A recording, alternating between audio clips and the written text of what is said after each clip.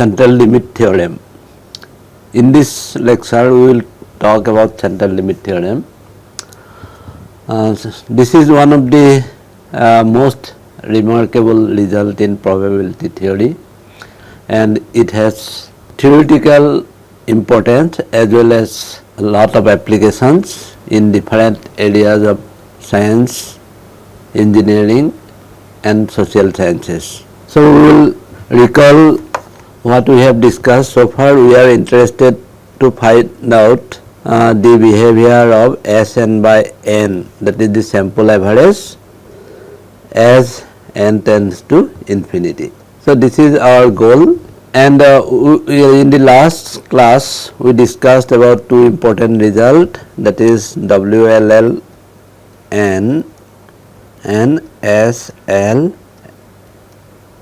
So, weak law of large number and strong law of large number, they say about the behavior of Sn by n as n tends to infinity. So, let us consider the special case, that is, suppose Xn to be sequence of independent and identically distributed random variables is with mean mu and variance sigma square. Now, according to weak law of large number, Sn by n converges to mu in probability, that is weak law of large number, and strong law of large number similarly it converges on almost 0 to mu in this case, because it is IID. Our goal is what is the distribution of Sn, but it says that Sn by n as n tends to infinity, it converges to a fixed quantity mu.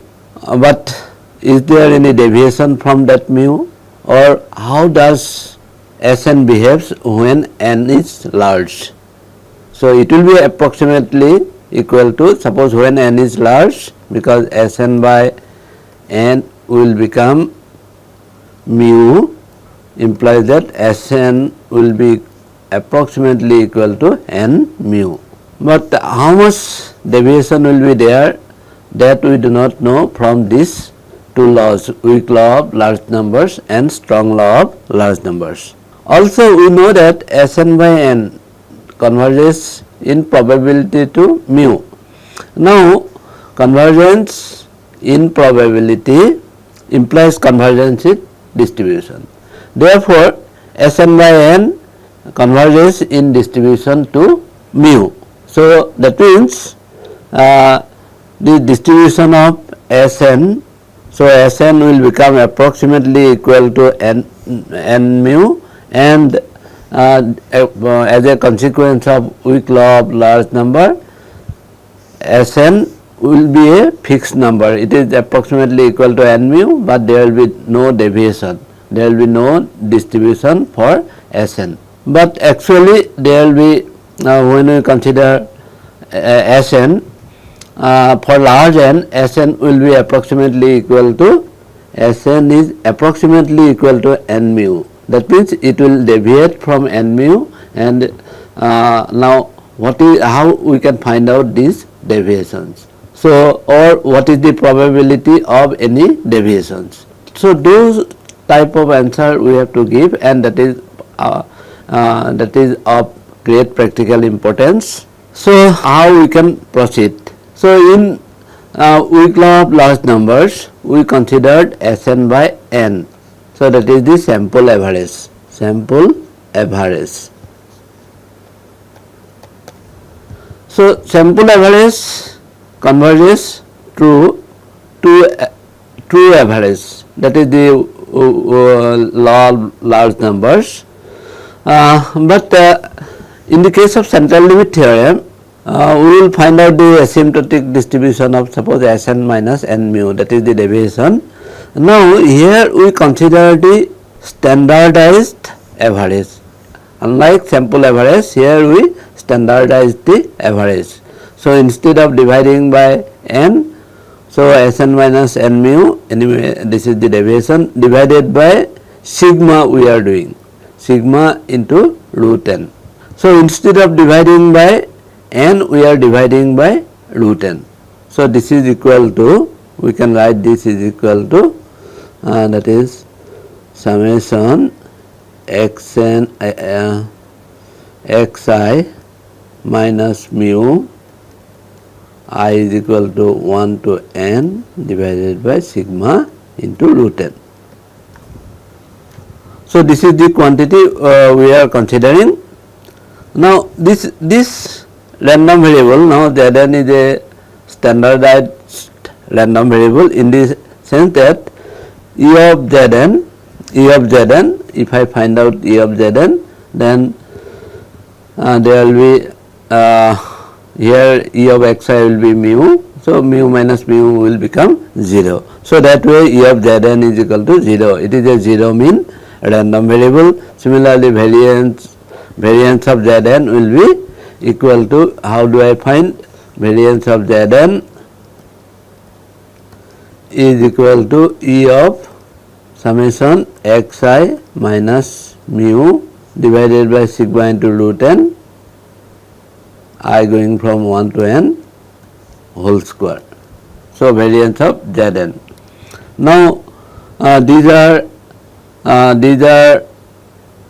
independent random variable. So because of that, this variance of this sum will be equal to the sum of the individual variances. So that way we can get that this is equal to summation E of xi minus mu whole square I is equal to 1 to n divided by, because it is square, sigma square, and root n square is n, and this will become n sigma square again.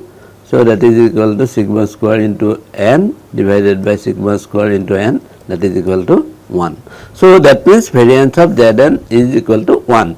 So we are now considering the asymptotic behavior of Zn, how Zn is distributed when n is very large. So the central limit theorem gives answer to this question, what is the distribution of Zn, and there are different statements. We are considering a simple statement, the simplest case, that is the Lindeberg-Levy central limit theorem. Here we consider xn to be a sequence of IID random variables.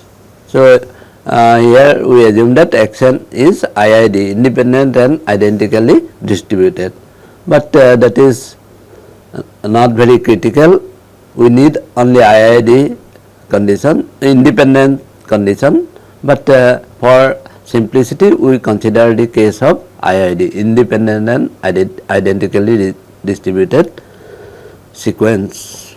Now as earlier we define Sn is equal to summation xi, I is equal to 1 to n, Zn is the standardized average. So Zn is distributed as that is we have to prove that according to the central limit theorem, Zn converges in distribution to Z, where Z is normal random variable, standard normal random variable.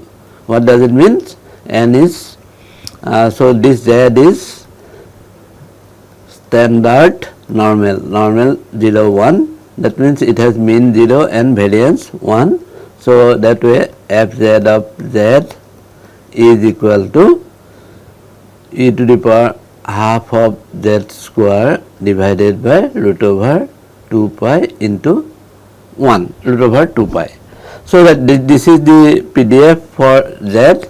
So what we are telling that if xn is a sequence of IID random variables with mean mu and variance sigma square, which is finite of course, let Sn is the sum of the sequence and Zn is the standardized average, then Zn in distribution converges to standard normal random variable. So what does it mean? That limit of the CDF f Zn of Z, that is the CDF of Zn, that standardized average, the limit as n tends to infinity will be the CDF of standard Gaussian. So this is the standard Gaussian. If I integrate from minus infinity to z, that will be the limit of fzn of z. So that is the Lindenberg-Levy central limit theorem. We will try to prove this using moment generating function of Zn and the continuity theorem of convergence. That means if moment generating function sequence converges, then corresponding distribution functions will also converge. That is the continuity theorem we discussed earlier. Now we will prove via moment generating function. We know what is moment generating function. Moment generating function of Zn will be equal to E of expected value of e to the power s Zn. Okay. So that is equal to, same thing I can write, E of e to the power s, now Zn as I have defined, that is equal to xi minus mu divided by sigma into root n I going from 1 to n. So this is the moment generating function, and now I know that this quantity, suppose because it is exponential, we can write it as a product E of e to the power. So this is the sum is there. So here I can write a product I is equal to 1 to n e to the power s into xi minus mu divided by sigma into root n.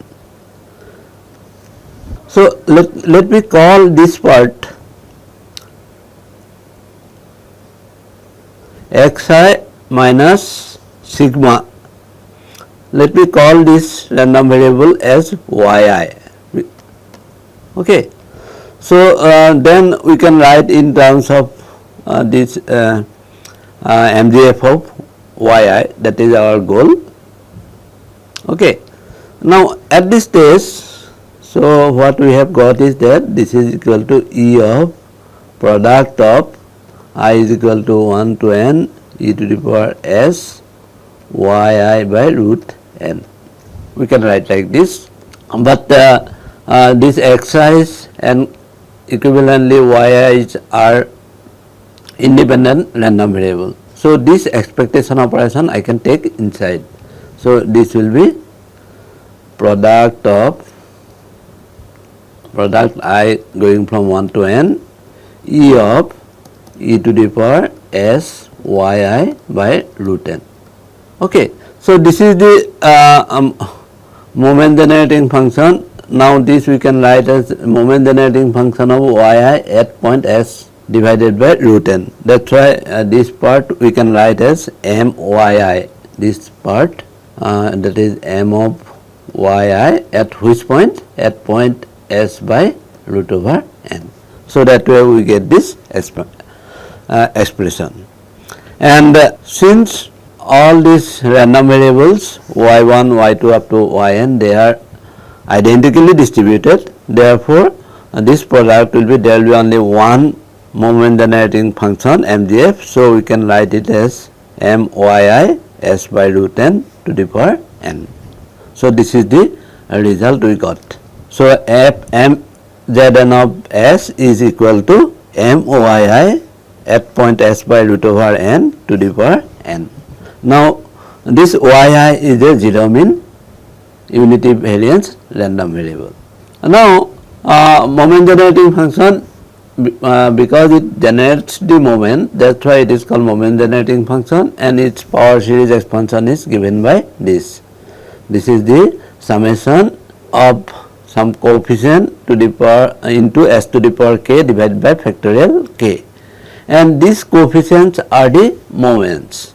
So that way MYIS, it is the summation of the power series. What is power series? This is s to the power k divided by factorial k with coefficient. Coefficient is given by e of yi to the power k.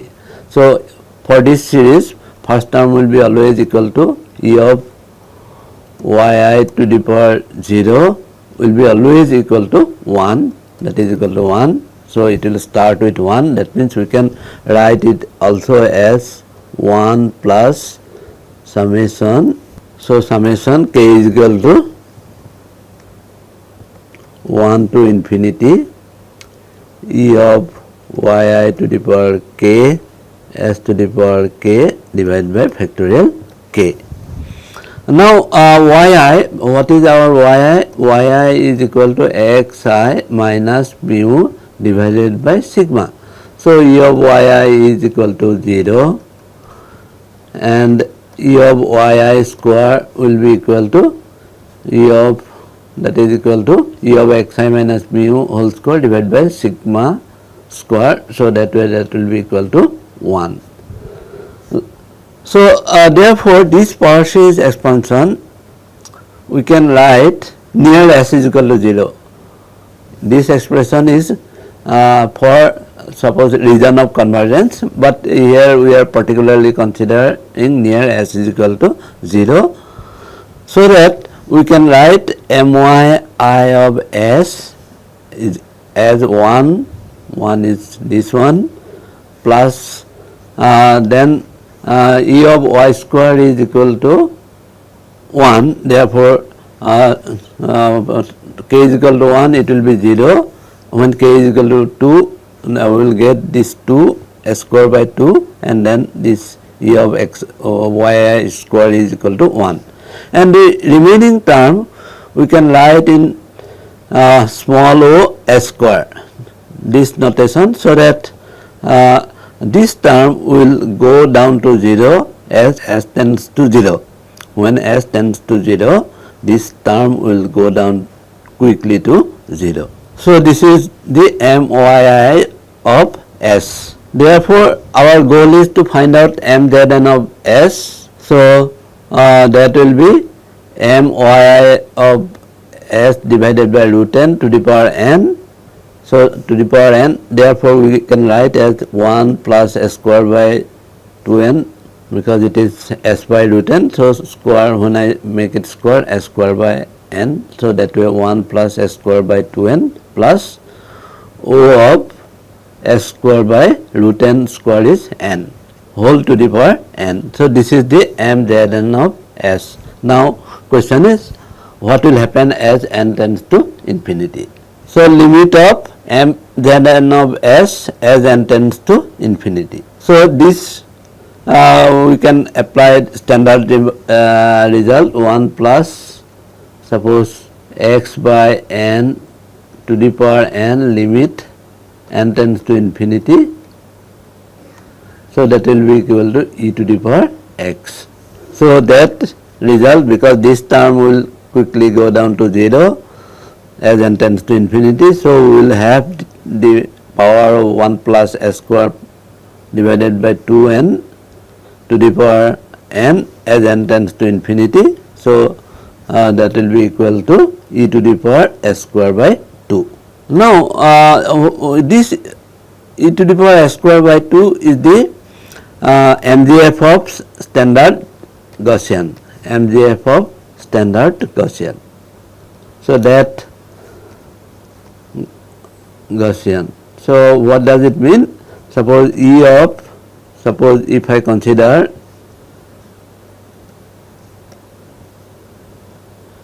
e to the power s square by minus s square by 2 root over 2 pi, this is the density function, into e to the power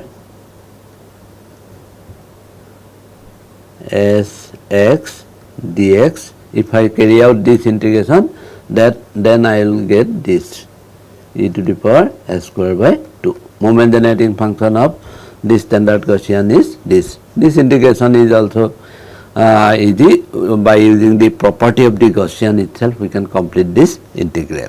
So what we have observed, that limit of Zn of s as n tends to infinity is equal to e to the power s square by 2, which is the MGF of standard Gaussian.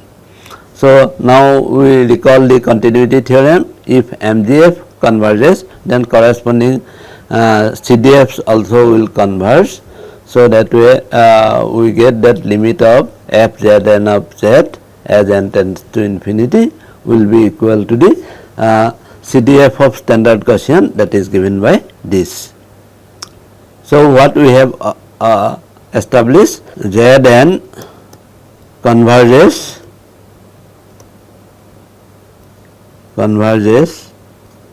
in distribution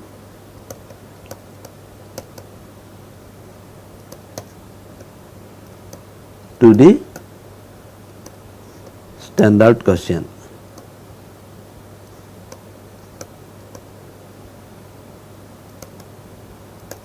So this is the remarkable result we have proved in the case of IIT case, but we have used the strong assumption that moment generating function exists, but more rigorous proof can be obtained, but we consider the simplest proof.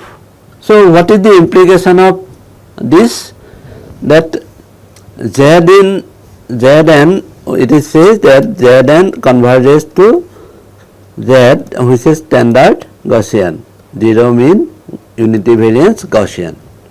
So that means what is Zn? That is Sn minus n mu divided by root over n into sigma. So that is approximately normal 0 1. Okay. So therefore from this we can say that this Sn itself, when n is large, because this is Gaussian, so from that we can find out that this Sn itself will be distributed as Sn will be distributed as normal. It is normal. So what will be the mean? Mean of Sn, that is equal to n mu, and variance of Sn is n sigma square. So this is the distribution for Sn, approximate distribution. Now it is normal with mean n mu and variance n sigma square. Earlier we established that Sn is approximately equal to n mu. There is no deviation, but now we have learnt how to characterize this deviation, and that is normally distributed. Now in our derivation, that independent and identically distributed, that was the assumptions, but that need not be the case. There are different statements, and more important is that Xn should be a sequence of independent random variables. For example, there is a Lyapunov central limit theorem. So according to that, suppose this is a sequence of independent random variables. Now this is not IID, because each Xn will have different mean mu n and different variance sigma n square, and Sn you define as summation of xi as earlier, and clearly if I have to find out E of Sn, that is mu Sn, E of Sn, if I have to find out, that is equal to mu Sn is equal to summation of the individual means. So that way mu of Sn is equal to summation of mu I going from 1 to n. Similarly sigma Sn square, because of independence, it is sum of the variances, that is sigma I square I going from 1 to n. So we have a sequence of random variable, independent random variable with mu n and sigma n defined. Now suppose for some delta may be 1, 2, etc. This limiting condition is satisfied, E of xk minus mu k to the power 2 plus delta. So this is the central moment of order 2 plus delta. If we take the summation from k is equal to 1 to n and normalize by corresponding variance, sigma Sn square variance is this, that also we will consider some power 2 plus delta.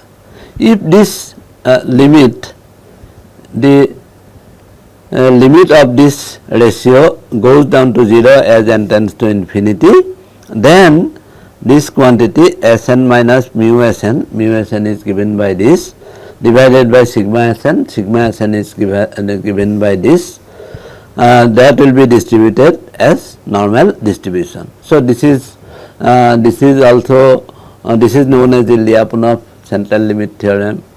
So according to that, only independence condition is required and some restriction on the moments. But essentially we have to consider a sequence of independent random variables with finite mean and variance. Then we can apply the central limit theorem. Now let us try to interpret this result. Our Sn, what we have established that Sn is approximately Gaussian with mean and mu, variance for IIT case, for example, variance and sigma square. So this is the distribution of Sn. Now when it happens, when Sn is equal to, that is this Sn is equal to summation xi, I is equal to 1 to n. Sn is a summation of independent random variables. That is important. So if a random variable is a result of superposition of several independent causes, this I can consider to be causes. So Sn is a result of several independent causes. It is a superposition of several independent random variables. Then the random variable can be considered to be Gaussian, because it will be approximately Gaussian. For example, you consider the thermal noise in a conductor. Now this noise happens because of the random motion of electrons. Now there are millions of electrons in a small conductor. Now this noise voltage is result of the motion of so many electrons. So that means it is the result of superposition of the voltage generated by each electron because of the thermal motion, and their motions are independent, therefore these are independent random variable. Therefore this thermal noise, whatever thermal noise is generated in that way, that can be modeled as a Gaussian. Similarly, observation error, measurement error, etc. is always modeled as a Gaussian. So that way Gaussian plays an important role in not only in signal analysis but modeling and then filtering, etc., various applications. So that way this central limit theorem has it's important in engineering, in science, in social sciences, and wherever probability is applied, central limit theorem has a role to play. So that way we have seen the central limit theorem. Now we can consider one example. Suppose number of heads in 1000 independent tossing of a fair coin. So that means if I consider the result of one tossing of a coin, that is xi is equal to 1, suppose if a head occurs,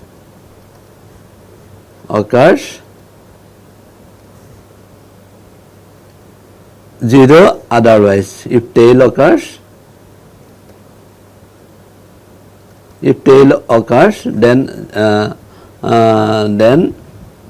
it will become 0. So that way xi is a Bernoulli random variables. So in this case it is a fair coin. So P of xi is equal to 1, that is equal to P of xi is equal to 0 is equal to half.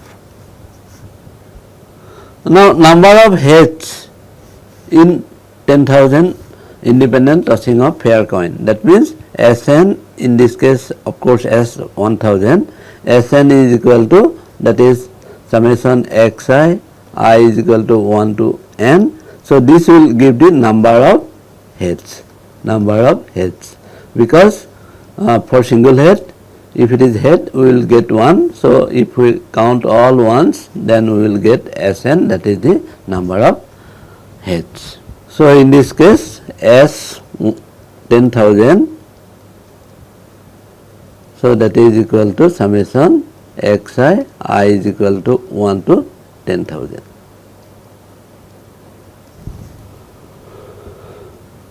Now according to weak law of large number, I know what is E of xi. E of xi, that is equal to mu is equal to E of xi, that is equal to, now xi can take two value, 1 into with probability half plus 0 with probability half, that is equal to half. Mu is equal to half. So according to weak law of large number, this S 10,000 will be approximately equal to 10,000 n, that is n, into mu, that is equal to, mu is equal to half. So this will be approximately equal to 5,000. So this is the weak law of large number. But using the weak law of large number, we cannot consider any deviation, but practically there will be deviation. We may get, clearly we may get near 5,000 heads, nearly 5,000 number of heads, but it may vary to 5,500 or 4,500, like that. How to tackle that? Now CLT gives me a way to tackle that. So suppose if I ask the question, what is the probability? So probability of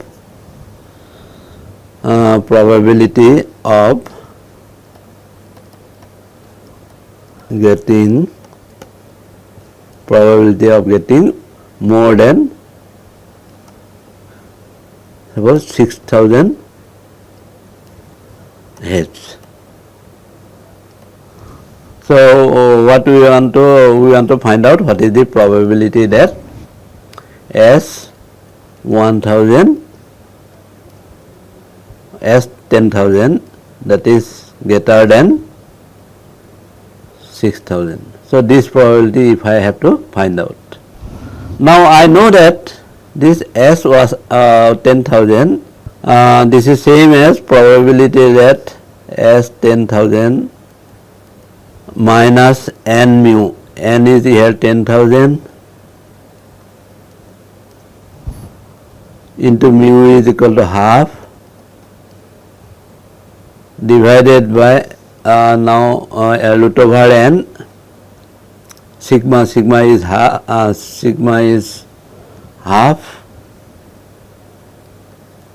into root over n. Root over n is root over 10,000 is 100. So this is greater than, now same thing we have to do the right hand side also, 6,000 minus this is 5,000 divided by this is maybe 50. Okay. So So this probability we have to find out. Now I know that this is standard Gaussian. So probability that this is Z. Z is standard Gaussian. Standard Gaussian. Gaussian. So this Z is greater than, now this is 1000 divided by 50. 1000 divided by 50, that is 20. Z is greater than 20. So this quantity will be equal to, because it is a standard Gaussian, so it will be integration from 20 to infinity e to the power minus z square by 2 dz divided by root over 2 pi. So this integral we can evaluate using the table or standard cube function type of tool, and we can evaluate this probability. So that way we can find out what is the probability that Zn or Sn will deviate from the expected value, that is 5000, by some amount. So this is the utility of the central limit theorem. For example, if I say what is the probability that this probability that Sn is greater than 5000. So we can, because 5000 is the mean, this is a standard Gaussian. So what is the this is a Gaussian. So for the Gaussian, what is the probability that the random variable is greater than the mean? So this we can apply the CLT and we can show that this is equal to half. So that way we discussed the utility of the central limit theorem. So in this lecture we covered the central limit theorem. This central limit theorem says that sum of independent random variables is approximately Gaussian. When it is large, suppose n is large, the sum of independent random variables. So it is required that sum of independent random variables, their PDF will be, if it is a continuous random variable, all random variables concerned are continuous, then that sum will be PDF will be approximately Gaussian. For example, if we consider suppose n uniformly distributed random variables. So now in this case that means summation xi I is equal to 1 to n. So there are n uniformly distributed random variable. Now because of this sum of independent random variables, so uniformly distributed and independent, we have to write independent.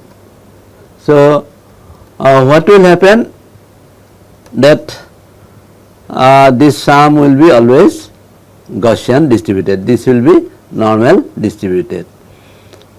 Okay. So normal distributed, and this, what will be the mean of this distribution? So each random variable mean we have to find out, then sum of these means will be the means of this normal distribution. Now this n can be, suppose if n binomial random variables, suppose if we consider n binomial random variables and they are independent, suppose in that case also this sum, the CDF of this sum will converge to the CDF of the Gaussian, because this is a discrete sum now, sum of discrete random variables. It cannot be a continuous random variable, but its CDF will converge to the CDF of the standard CDF of the Gaussian random variable. So that way this is the importance of the central limit theorem, that if we have independent random variables and if we get the sum, then sum will be always Gaussian distributed. So that way we have considered now three results, that is we started with laws of large number, laws of large numbers,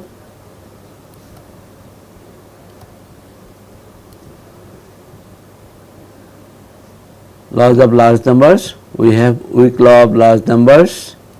So basically we are interested how does Sn by n behaves. So if I consider Sn by n, then we have laws of large number, and then within laws of large number we have WLN and SLLN, strong law of large numbers. So these results are derived when we consider Sn by n. but to derive how this Sn, for example, is distributed as n is large, to get that answer we consider not Sn, but we consider normalization. Suppose Sn minus n mu divided by root n. This is the importance, root n into sigma. So, this quantity is Gaussian according to CLT. So, that way in laws of large number we are interested in Sn by n. Here we consider another sequence Sn minus n mu divided by root of n. Because of that we got the Gaussian. Thank you.